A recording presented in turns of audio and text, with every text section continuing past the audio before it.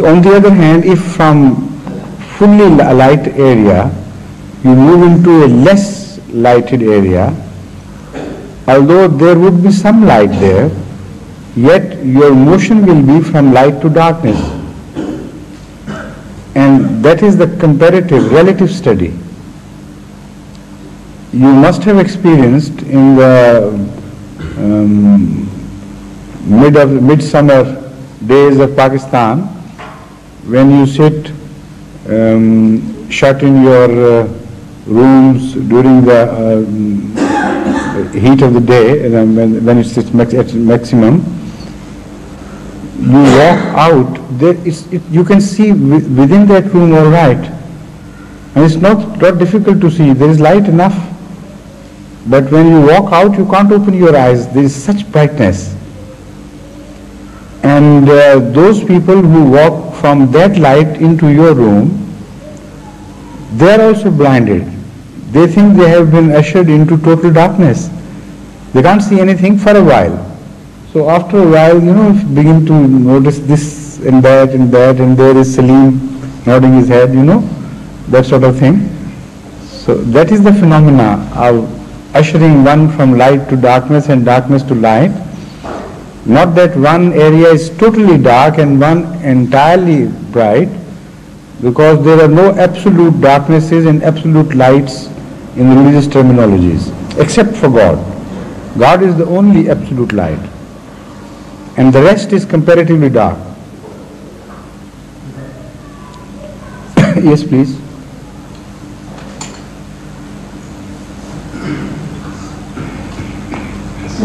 Yeah, I'm sorry. First of all, I would have decided just to hold it on. But father accepted one of what I was saying is, was on Sunday, he was really mad at that. So they could not buy him with them, and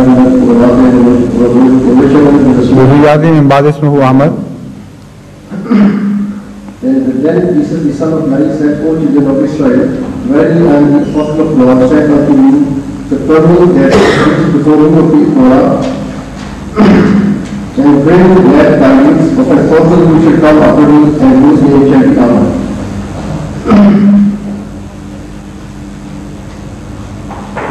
In Torah, I recite a verse from Torah. I made them up a prophet from the one who had given righteous to thee, and then put my word in his mouth, and he shall speak unto them all that I shall command him.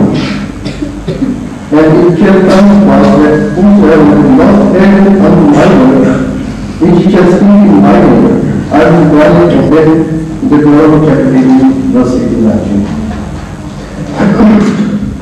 And in the Bible, and I will ask the Father that he shall give you another regulator, that he may stay with you forever. John 14:16, etc. As I have to do by having the prepared scripture of the object verses from the three holy books, the Jesus is confirming the professions of Torah, and in the Torah there is the profession of Muhammad, and the apostle will come like me. He means to say that the Lord of the prophet will come like me. But Jesus is giving us another glad tidings of a messenger who will come after him, and moreover his name will be Ahmad. When this prophecy only applied, the coming Messiah applies to him as a corollary. What do you mean by applies to him as a corollary? That would be one and the same thing. Application directly or through corollary. There is no difference.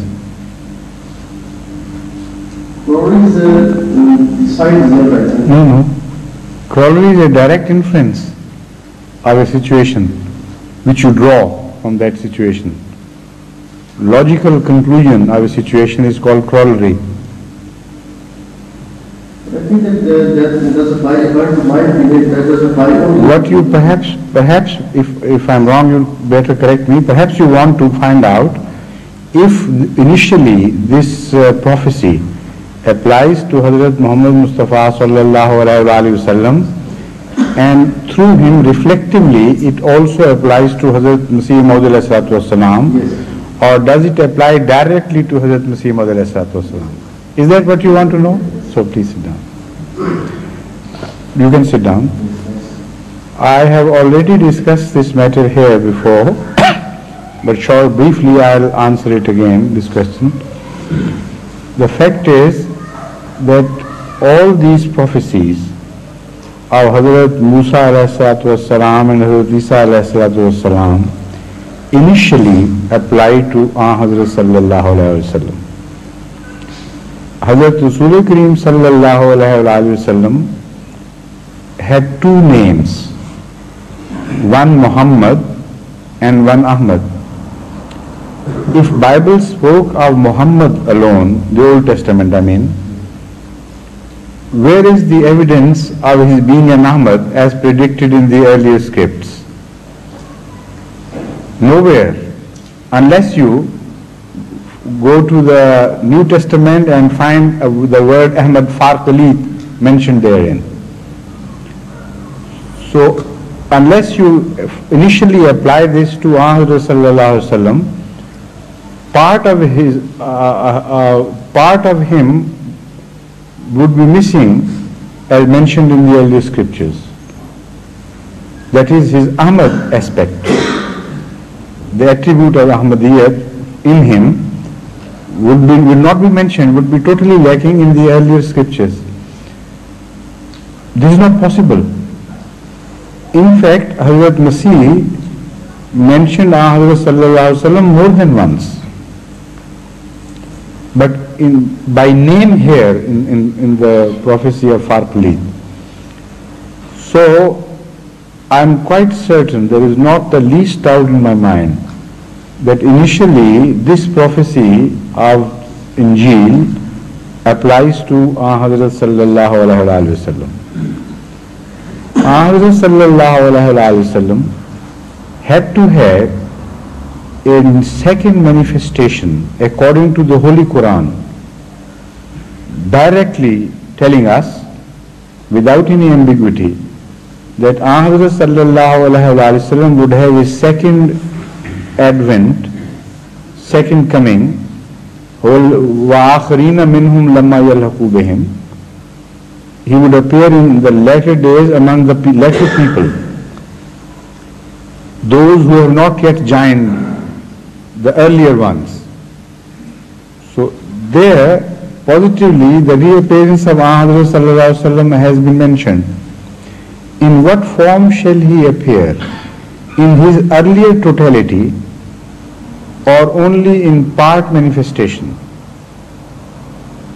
Other traditions tell us that Hazur Akram sallallahu alaihi wasallam and verses of the Holy Quran can be inferred to mean that Hazrat sallallahu alaihi wasallam's second manifestation would be limited to his Shan-e Ahmadiyyat.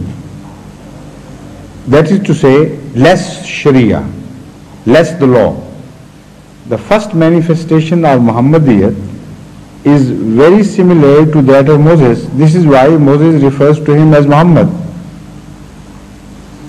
and tells us that he would be like unto him. So he was a law-bringer prophet, and as such his first manifestation was that of Muhammad, that is similar to Moses.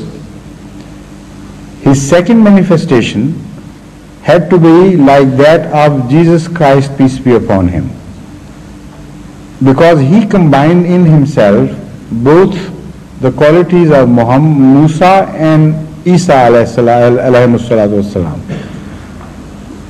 So that second manifestation is referred to as Ahmadiyyat. Unless it first appears in the first instance, how can it reappear? So Hazrat sallallahu alaihi wasallam manifested his quality and character of Ahmad together with that of Muhammad in the first instance, and this prophecy was fulfilled. But in the second instance, when he was to reappear in Islam, not outside. In the first instance,